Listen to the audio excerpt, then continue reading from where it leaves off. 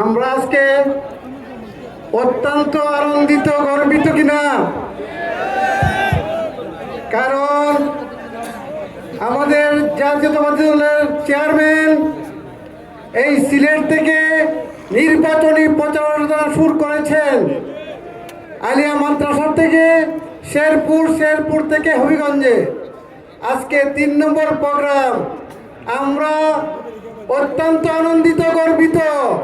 ওনার নির্বাচনী প্রচারণা সিলেট থেকে শুরু করে আজকে 3 নম্বর প্রোগ্রাম হবিগঞ্জে এসেছে। আজকে হবিগঞ্জবাসী আমরা ধন্য কিনা। আমি আমার বক্তব্য দীর্ঘায়িত করতে চাই না। আমি হবিগঞ্জবাসীকে বলতে চাই, সিলেটে সর্বস্তরে যে কয়টি আসন আছে সমস্ত আসন আমরা দানের শীষে ভোট দিয়ে আমরা দানের শীষে ভোট দিব কিনা বলেন সবাই।